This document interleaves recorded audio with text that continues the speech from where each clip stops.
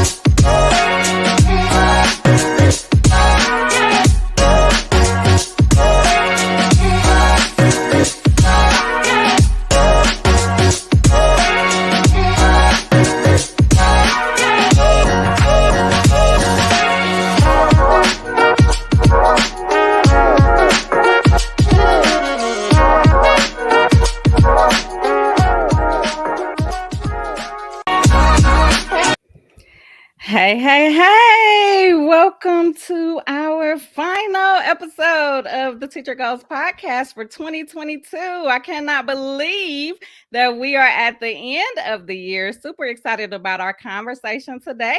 We have Nita Creekmore here from Teach, Love, Bless, and so super excited to be with her tonight.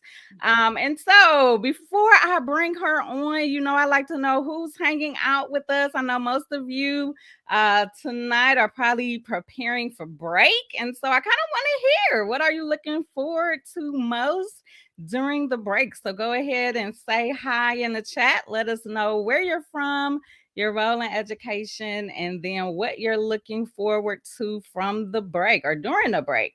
I know for me, I'm just looking forward to being able to relax and sleep in. So would love to hear what you're looking forward to. We are going to be talking all things coaching tonight, how to build authentic relationships through coaching. If this is your first time hanging out with us, welcome. We are here on Thursdays at 7 p.m. Eastern Standard Time. And we love hanging out with you guys. So definitely we will be back in the new year in January. And so we would love to keep this party going. And so if this is your first time, I am Erica Terry, your host.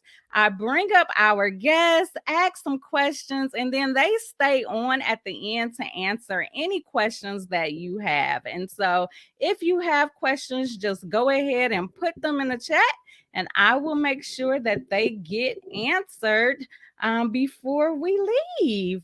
And so while I've been just chit-chatting, we have a few people that have answered my question. So I want to shout out Jamal Jackson, who said he wants to rest, and I am with you. I want to rest as well. And then welcome to Sonia from DC, who is looking forward to going on a 2-week cruise. I love that. Sunshine, and coming from DC, definitely sunshine. So super excited for you. Speaking of the cruise, I know you all may have just seen it in the intro, but we are going to be cruising this summer for the Teach Your Heart Out cruise. We are partnering with them, and so we definitely would love, if you're like, oh, I want to go on a cruise too, we would love for you to join us. And so you can do that by just going to teachergoals.com/cruise, and you will be able to join us on a cruise. I will be there. The whole Teacher Goals family will be there. It's just going to be a great time. And so we would love to have you. Once again, you can find out more about that at teachergoals.com/cruise.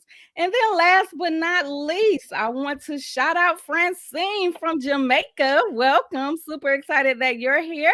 And she is looking forward to relaxing. And so we are looking forward to relaxing as well. Thank you all for joining us. And so, like I said, tonight's conversation, we are going to be talking all about coaching and how to build authentic relationships through coaching. And so I'm going to go ahead and bring up our guest, Nita Creekmore. Hello. Hello. Hello. Hello. How are you? I am wonderful. Thank you, Erica, for having me on here. Super excited to spend this time with you and your folks. Yes, and we are super excited to have you. And so I'm just gonna dive in. Okay. Yes, and so we're gonna get all into Love, Teach, Bless. And Yeah. I like to start off by really getting the story. So, where did you Okay. start in education? How did you get to the place where you've created this platform, this community, and you really talk about uplifting and hmm self-care, those things that educators really need. So kind of just give us a story behind it. Oh my goodness. So I started Love Teach Bless in 2015. Can you believe that? In Instagram. I feel like Instagram just started. Um, and I started in 2015. It was just something fun I was doing. I was at the time I was a first grade teacher, and I was highlighting things that I was doing in my classroom, and I was following a lot of different educators that were on Instagram at that time and getting lots of ideas. And I was like, this is a great platform to just get ideas and new things in the field and learn from other educators that may not have been in my circle where I worked. Mhm. And so it started there just from like just me just having fun doing this like thing where I was posting. And then from there, Love Teach Bless was birthed. It was born. And so I was at that time I was in education for about by that time I was probably about 11 years in education at that point. And so I was just highlighting those things. And the more that I kind of just put myself out there and showed the things I was doing in my classroom, the more and more people were like, "Oh, that's awesome. I'm gonna try that," and were connecting with me. And I Yeah. started really seeing like a community there, right? We Yeah. had a community outside of like just the community that we're in from day to day. And we were building a community there. And I've met like so many people from that community. So I was teaching, so about 2 more years on there. And then I became a coach. Okay. I became a coach in 2017, and something that kind of just fell in my lap. I always say this. I always say that that's when I became the title of a coach. I really feel like coaching without the title was something I was doing for a long time, just as a Mhm. veteran educator. And so that's when got the title of a coach, and then from there I started posting things I was doing in my coaching, and because at that time there really wasn't a bunch out there from coaching. You had Elena Aguilar on there, who I work for her too, and so yeah, and so like she's amazing. She has so much stuff there too, and a lot of different people that I tapped into. Nicole Turner is another person. Simply Coaching and Teaching I tapped into. So I started kind of like building my coaching repertoire and sharing Mhm. the things I was doing. And because there Mhm. wasn't a lot of coaches then, we were kind of building a community there. And so that's where Love Teach Plus kind of stemmed. That's kind of my story. Yes, and that is such a hmm great story. And with Thank you. you bringing up Elena Aguilar, we're going to just jump into it because if you guys missed episode 25, we had That's a good her one. on and it was great. She kind of Amazing. defined coaching for us. So if you're like, Yeah. well, what are they talking about when they're talking about coaching? I definitely hmm recommend you go back and listen to episode 25. It's on all of the podcasts. So Apple Podcasts, Google, wherever you hmm listen, or you can check it out right where you're watching right now. And so she's going to hmm give you the foundation of coaching in that episode. And tonight we're going to take it a little bit further. We're going to talk Okay. about those coaching relationships. But before we get into how to build authentic relationships, I like to keep it real, right? Yeah. So Yeah. tell us about like what is the typical coach teacher relationship that hmm exists or that you've seen in the work that you do. Kind of describe like the typical relationship that you find. And it's so interesting. It could look at a number of ways. And so my 5, 6 years in coaching in schools, I was more of like, I feel like I was always like the liaison, like in the middle. Like I wasn't like a teacher, I wasn't like a leader. A lot of times that I was there to support teachers and which supported students, that would be definitely my goal. And so a lot of times I feel like I was in the middle. And for me as a coach, coaching was my full-time job. Like that's all I did was coach. And that's, in my opinion, is the ideal situation. I've seen teachers and coach other coaches where they're also a teacher and a coach. And so they're like, sometimes they're part-time teaching and then part-time coaching, which can make it a little bit more challenging. Right. And then I've also seen teachers that are like full-time teachers and then have a coaching hat too. So it kind of makes it that it makes it very kind of like a sticky kind of situation, because you're also in a teacher's role, but you're also having to have the coach responsibility as well. And so the ideal, I say, situation is when you're a full-time coach, and you can focus on coaching, focus on the teacher goals, have coaching conversations, have goals with your teachers, and be able to support them in what they need support at that time. So that's the ideal coaching relationship, in my opinion. Okay. And so ideal is, be there full time, really coach and work with them, help them achieve their goals. But is it always like that? I guess that's what I'm trying to get at. Sometimes it's sticky. And so when we have those sticky situations, like what does that kind of look like? Is there a nervousness from the coach to kind of stay in these boundaries So here's the thing. So when I became a coach, no one knew that I was coming. So at my school, so like the teachers didn't know I was being hired as a coach. I think they found out in the summer that this was like a position. I got hired, and so then everyone's like, "Why are you here? What you doing?" Like, and I can only imagine, like, as someone who had just left the classroom and someone's here as a coach. Some people hadn't even experienced coaching, so then that's a whole nother thing. Some people probably had experienced it, maybe not have had positive experiences with coaching. And so that was a little sticky situation because I had to take the time to build that relationship with the teachers there. One, I had to like talk to administration and say, what do you want this to look and sound like? That's key, to see that you're making sure that you are, really doing the goals of the school, where the vision of the school, the mission of the school, and those types of things. And so the principal like kind of introduced me to the staff, what the goals was, what the vision was. And still there were teachers who were like, like, what you really gonna do? Like, are you and a lot of times I would take questions like, are you the spy? Like, are you gonna go back to administration and say what I'm not doing or what I'm supposed to be doing? Those types of things. So it was really clear. It was really important for me to establish what I'm there for and follow through with that. Like, so when I said, I'm here to support you, I'm not here, and it's confidential. I'm not here to like find out something with you and be working with you and then go run tell that to like the principal. That's not my job. And so it took some time though. It's like, it's with any relationship. Like it takes time. It takes time. It takes patience. It takes trust on both sides. Me trusting myself as a coach and knowing that like it will take that time, and then building that trust with the teachers that I work with each and every day. And so initially it was hard. Like they were like, so becoming a coach, I tell people this all the time, and I'm just going to be real. Like the first day as a coach, I cried because I was like, this is so different. Like I don't have any students coming in my room. Like I don't directly, have students coming in at that moment. It takes some time to build the relationships there too, because I was at a brand new school.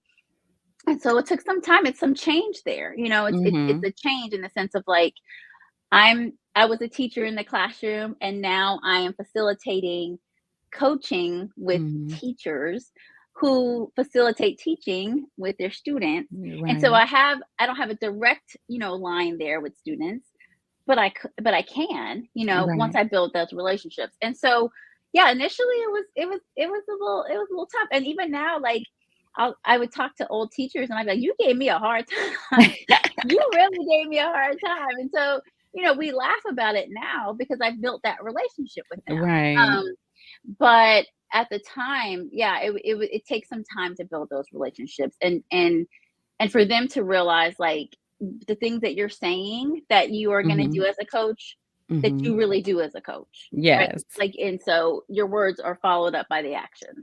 I love that. And I love how you kind of, drew this picture of really having like a clear mission and vision for what coaching will look like in the school, and then however Mhm. you define your role, stay true to that definition. Whatever you say you're Yeah. going to do, back those words up with the action. So that is definitely great advice. So one of the things you said is that it takes time to build this relationship. So for someone that may be listening right now, maybe they're a brand new coach, or maybe they're in a new school, or maybe they're even, we're going into winter break. We'll start the new semester when we come back in a lot of places. So maybe it's going to be a brand new role. So any advice when we talk about these tips, tools, and strategies to build authentic relationships? Any advice for somebody that's just starting out, like understanding that it's going to take time? Like, what do I do on day one to make sure I'm setting up that right foundation? So one thing that I took time to do, and I think that this was very impactful, is I was visible. So I was making sure that I was visible. And I did pop into classrooms, like, and just did positive feedback. That's all I did. I put sticky notes, and I was very intentional and very specific about my feedback. And so I would say, oh my gosh, I love the way that you are doing XYZ. This will help to build relationships with your students. I love how I really like enjoyed your lesson on text structure. How you model that for your students will help them to in turn do XYZ. So I was very specific about the feedback, but I only did just positive feedback, right? And I put it in places. And so then I did that. I did my rounds, and that's all I did for a few months. And so in that time of doing that, I also was checking in with teachers, getting to know them, building relationships, having one-on-one meetings with them. All I want to do is get to know you. I want to get to know you, blah, blah, blah. And those are some things that I did initially, of getting to know the teachers, getting to know if it's a brand new school, getting to know the school culture. What I always tell people who are coming into a new role, whether it is a coach, whether it is a leader, don't go in changing stuff. Don't. Like, and I say that with all the love that I can tell you, because find the good things that they're doing in their culture, find the good things that they're doing in their school, honor them in their school and what they've already put into that school, right? I think sometimes if you go in with like a deficit mindset of like this school, like in a deficit way, you're not honoring and respecting the teachers that have been there doing the work for years on end. Okay. And so those are some things that initially, making sure you're having those coaching conversations, getting to know your teachers, going in with positive feedback. Again, establishing yourself and your knowledge as a coach, like, and things that, content knowledge and just knowledge as being a coach, and where you're going and your mission and your vision. And so you're kind of building credibility there. But also honoring the knowledge that teachers have too, right? And so that you're doing this collectively, collaboratively, you're in this together. And that although I have content knowledge, that I don't know it all, right? And so that you can learn from me, I can learn from you. And so that would be some tips that I would say for someone who's going straight into like a new role. Even January is a good time to reestablish your role. So if you feel like, maybe you didn't start off on the best foot, like maybe you are like feeling like, my relationships are feeling kind of sticky right now. I believe in restoring and reestablishing. And so like, January is a great time to restore and reestablish and start over, because the thing of it is that you're human and so are they. And so honoring that, giving yourself grace, giving your teachers grace. It's a hard time in education right now for a lot of educators. And knowing that and being able to have that grace for yourself and have that grace for the teachers is important. I love that. Love, teach, bless. The grace, right? And so, all jokes aside, for that person that is listening and they're like, you know what, I started the new year and I came in not really knowing or not being comfortable with myself as a coach, and so I almost took on that throw the hammer down first, and now they're realizing that may not have been the best approach. So as they reflect over the break, they go back in, they're ready to restore, and kind of reset those relationships. Any advice, like how they can get started with that, or, what they should do when they walk back in that door and they're like, okay, I'm going to give myself grace and I'm going to start it over and get it right this time. Be authentic. Be authentic. Right. So if you feel like you didn't get it right, say that. I mean, we're all human, right? So it takes a lot. It's almost like when a teacher apologizes to a student and the student's like they're taken aback a little bit because they're like, you're apologizing to me? Like, it's one of those things that I really feel like just saying, my bad. I apologize. I started this off wrong. And I'm hoping that you can continue with an open heart and an open mind for us to kind of reestablish this thing, right? Because the thing of it is that we all have the same goal. We all want our kids to flourish. We all want them to thrive, and we want to see their genius. And you want to see your teachers flourish, and you want them to thrive, and you want them to see their genius, and you want to focus on their strengths. And so sometimes the path that we take, we realize, I probably should have taken the other path, right? And I don't think there's anything wrong as far as how I believe that there's nothing wrong with restoring. I feel like relationships can be restored. And I feel like it takes time. So it's one of those things that yes, I apologize. And yes, I said, okay, let's start over. And some teachers might need some time for that. And you have to honor that time as well, right? So you kind of have to honor that too, and saying, okay, I hear you. I have an open heart, open mind, and I still am not ready to trust you just yet. Right. All good. You can reestablish that too, right? Again, following through. You say you're going to do X, Y, Z. There's some new things I'm going to do with y'all. Do those things. You know what I mean? Do what you say you're going to do. And when you can't do those things, and when you can't do what you say you're going to do because of whatever, because of a different rule that's come out, throughout the county, or sometimes your leader might say, and not doing that. Right. Be transparent. Right. And so say, hey, I can't do it this way, but I'm still trying to work on it. Like there were times where I was like, give me a second. Let me have some conversation with leadership a little bit. And so we'd have conversations. Sometimes the conversation would go well and then things would be shifted. And sometimes the conversation was still the same answer. But then the teachers would say, one thing that I loved about the last school I was at was that they were like, you know what? You're our advocate. Yes. Right? You are our advocate. When you see something that's inequitable, or you see something that's teachers are tired, maybe not come up with this new initiative right now. I would say, to the principal one-on-one, right? You think maybe we can not do this now? Because right now they have this, and this on their plate, right. And so when teachers feel like you have their back, teachers feel like, you're their advocate, teachers feel like they can trust you, then they feel like, okay, we really are in this together. Yes. And so the final question comes with is about the challenges, right? Because of course this work is not easy. It takes time.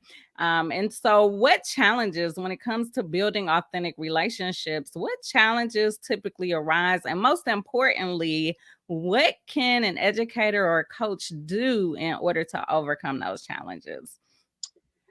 So one of the challenges that comes to mind initially is when the coaching relationship is voluntold.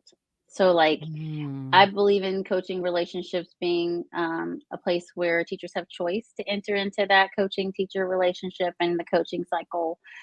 And so it poses a challenge when the teacher knows, and and the leadership knows that the leaders are telling you, you have to coach this person, right? So then coaching is not necessarily looked at by that person as everybody does this professional learning. Everyone has a coach. It's looked at as and to maybe their colleagues too. It's looked at this teacher has to have a coach because they're not up to par, quote unquote, right? And so it it really ends up being a huge challenge. I would say that in a coaching relationship, because they already have a wall up, because they're already like, I'm already like feeling maybe some fear there. I might even be feeling some embarrassment there, with you, but also with other colleagues, and so you kind of have to like give that time too, and have, like, I believe in being transparent. I believe in being authentic and saying, hey, you and I both know this is something that's like, you were told, I was told, it's voluntold. Okay. But how can we still establish a relationship in order to meet your goals, and your goals with your students, your goals for yourself as a teacher, for your professional learning, all of those things. And so that to me poses a challenge. And there's been times when teachers are like, yo, like, I'm not feeling this. You know what I mean? And I'm like, okay, I'll give you your space, I'll give you your time. But it still doesn't negate the fact that, I've also been told by leadership that I have to do that. And then also in the sense of that is like, coaching is confidential. And so I believe that. And so like, although as a leader, like, you may have voluntold me to do this, the relationship that we're having is still confidential relationship, right? I can give you snippets of like, yeah, we worked together. Yes, we met and we're meeting the goals that we set, right? Or these are the goals that we set, blah, blah, blah. But how we do that, conversations that we have, that is between me and the coachee, right? And so that ends up being a really, I would say for me, that's the top as far as challenging, one of the challenging situations or relationships that can happen. Another challenge I would say is like, especially in the times that we are now, because you're a full-time gig, because you may not have your own classroom, a lot of times coaches are pulled to do other things. And so I may have a meeting with a teacher, or a meeting with a few teachers, and I'm pulled into a classroom because the teacher had to leave because they were sick, or we didn't have a sub, or whatever, the sub didn't show up, whatever. And so I'm going into that classroom now. So it that's challenging in the sense, because I had these coaching conversations set up and that. And so I'm sitting there and I'm making sure that I'm following through with my communication with those teachers. So I'm saying, hey, I was pulled into a classroom. Can we reschedule our meeting for another time? And so that can pose a challenge there. You definitely want to do what's best for the school. And a lot of times, that does happen. And so, yeah, so that would be another challenge there. And then it goes to my third point too, not necessarily a challenge, but being transparent about your schedule. So like, a lot of times, like, if teachers like don't know, maybe you're working on this curriculum, or your principal told you to do da, da, da, da, da. Like, sometimes I would be doing inventory for a different curriculum that we had that would take me, like, my room be filled with like boxes. And like, teachers don't realize that. So they're like, I haven't seen you in 2 days. I'm like, yeah, I've been under boxes for like 2 days, And so, but being transparent about that too, and letting them know, yeah, I'm still here. I'm just letting you know, like, here's my schedule. There's a few ways you can do that. For me, I used to send newsletters out, letting teachers know like what kind of things were on my schedule. Some things that, like, I would call it like PL, like in the newsletter, like different things that we were kind of hitting on as far as our goals, as the school-wide goals.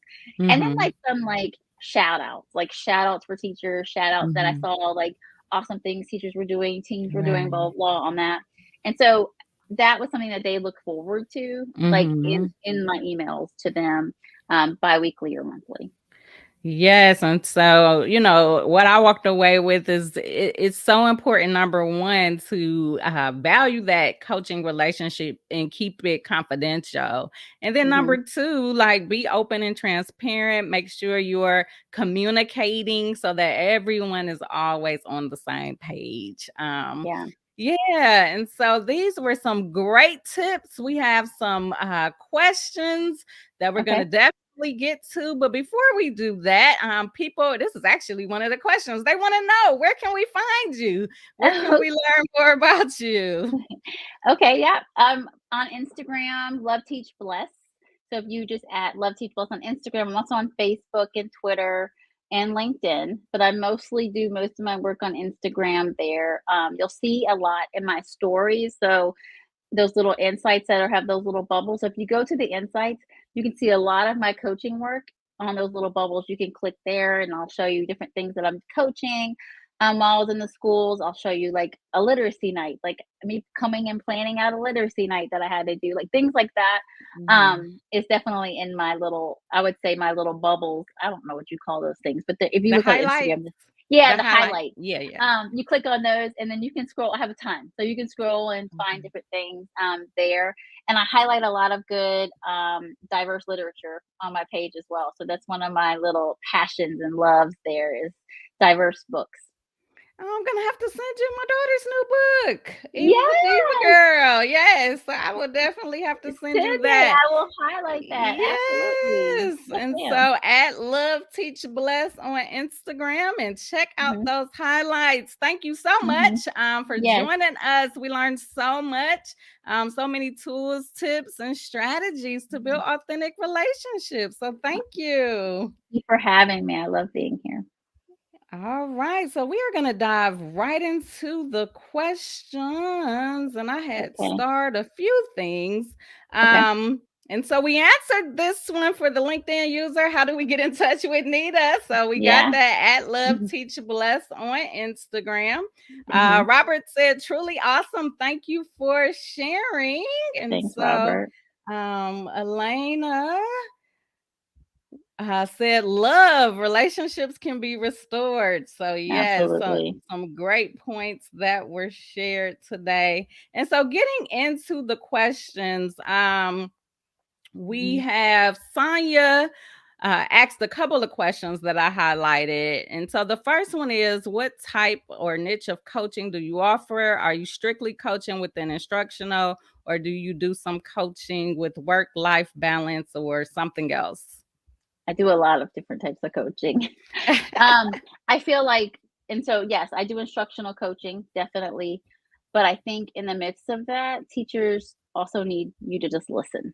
And so Mm-hmm. sometimes that may not just be instruction, and Yeah. before they can get to teaching, they have to deal with like the self. Like, so if they're having, and so I can always remember like being a teacher in the classroom, and I've had a hard morning, whatever that is. Mhm. I had a hard morning. Maybe something happened at home, maybe my car broke down, I got to work, I'm like, and then you have like 23 little itty bitties like children in front of you, whether they're, Right. elementary, middle, or high. And so how great would it have been to like me have a coaching conversation and be like, first, let me get through this for about 5-10 minutes and like just let it out. And then like, Yes. let's get to the instruction, because I think that sometimes, and so, yes, to answer your question, Sonia, I do offer a lot of different coaching, work-life balance as well, because I struggled so much with it. And Mhm. I feel like I found a good work-life balance at this point. I always have this thing where I don't necessarily feel like it's always balanced. I don't necessarily Mhm. call it like a work-life balance anymore. It's something like some new thinking I've been doing about just making sure I have a good flow, right? Mhm. Flow of my work, flow of my home, flow, kind of flowing all together. It's like a thread, but we can talk about that another time. But yeah, so like, yeah, so like I feel like teachers are human beings. I think a lot of Yeah. times we look at teachers like they're supposed to be these robots without feelings and emotions, and they just Right. don't have a life outside of teaching. And so yes, I do. To answer your question, yes, I do a lot of different types of coaching. Yes, and even I follow you on Instagram. So like a lot of times I Thank don't you. know people. I'm just like, I love you. So can you come on the show? And so Nita's one of those people. And so she does talk a lot about like even the flow and work life, self-care. Like it's a lot Yeah. of stuff on there. So definitely check out Love Teach Bless.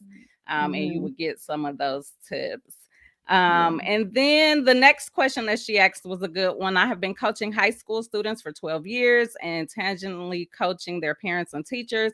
How did you make the shift into full-time coaching for teachers? So I'm sure that there are many people, that Yeah. may listen to this later that are like, I Mm-hmm. would love to transition into a coaching position. So, what Mm-hmm. was that process like, and any advice for them as well?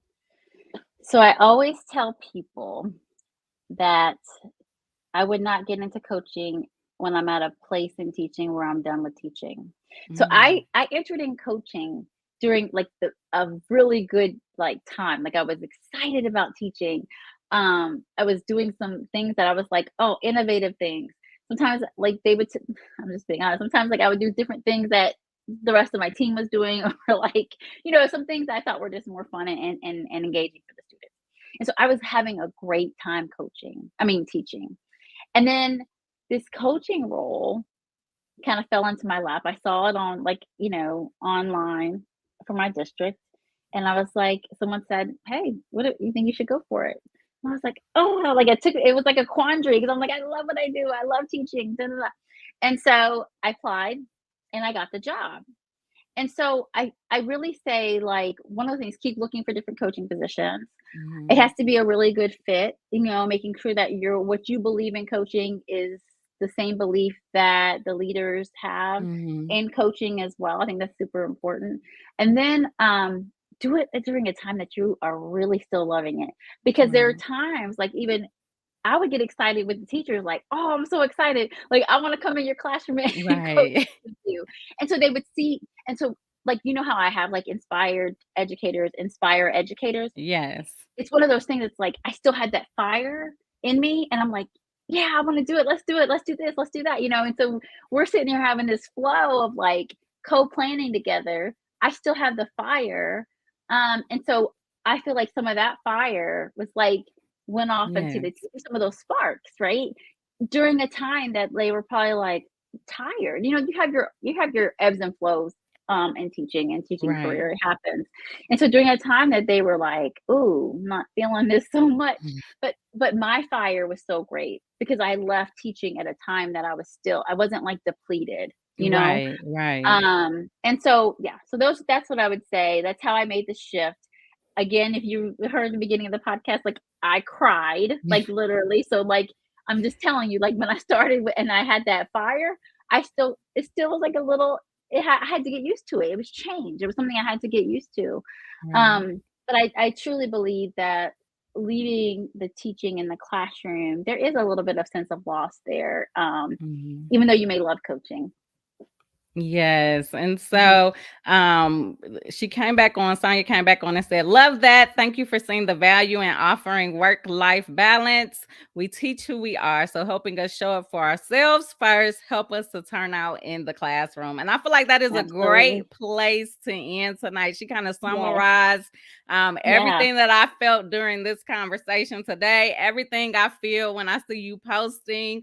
Thank you. It just all came out right here in this post. So thank you so much for joining us. Thank you for, Loved it. helping us find the value in ourselves, helping us to understand, we have to value one another and create Mhm. those authentic relationships. So thank you so much. Thank all of you for joining us Yes. tonight. I want each and every one of you to have a safe, happy holiday. Get Mhm. some rest this break.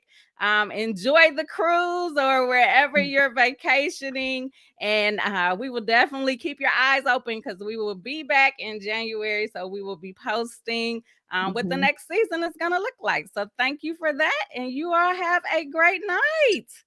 Have a great Bye, y'all. night.